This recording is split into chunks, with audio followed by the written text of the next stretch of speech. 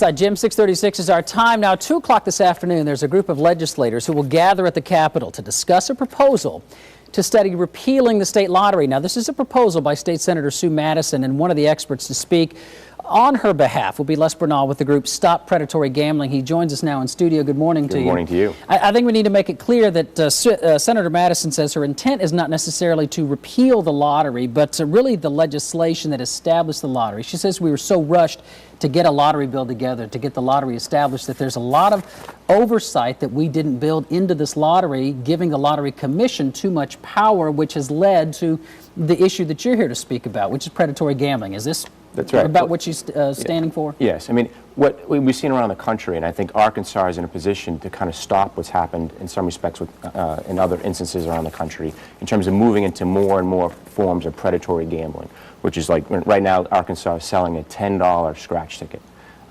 Other states are selling $20 scratch tickets. The state of Texas sells a $50 scratch ticket.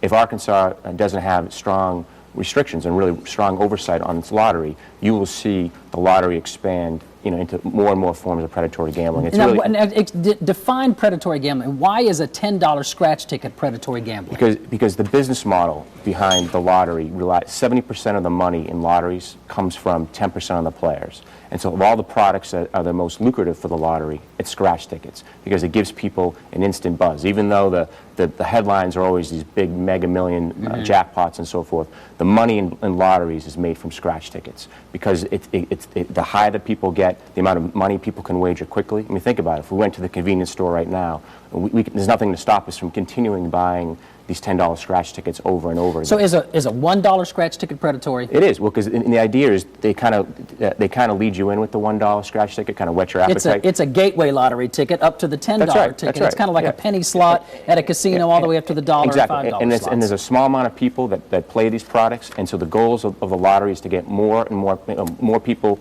Those same amount of people to wager more and more. So that's why they continue to up the ante in terms of how much people are wagering.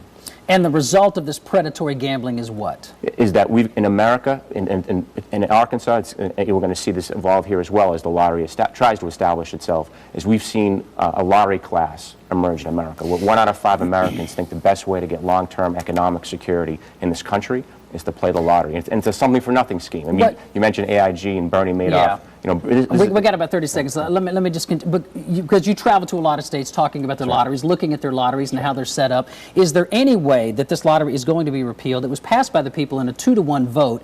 Is it going to be repealed, or do we need to mainly work on revising legislation? And is that even possible? People didn't vote for a lottery. They voted for college scholarships. I mean, around the country, when they frame this stuff, they don't frame it in terms of predatory gambling. They frame it in terms of education. And so the debate in this country needs to be on the business model, the products that the lotteries are selling and the marketing behind them. And I think if people understand that, they're going to be strongly opposed to predatory gambling. And so this is the argument you're going to present to the folks at 2 o'clock today. Yes. That's what Senator Sue Madison is going to do. And she wants to repeal the state lottery, not necessarily repeal the lottery, but the legislation that created this lottery. And we'll bring you more information throughout the day today. But thanks so much for joining us this morning. Thank you. All right, when we come back, Cecily's going to be speaking with Little Rock Mayor Mark Stodla about the city budget. Also, is there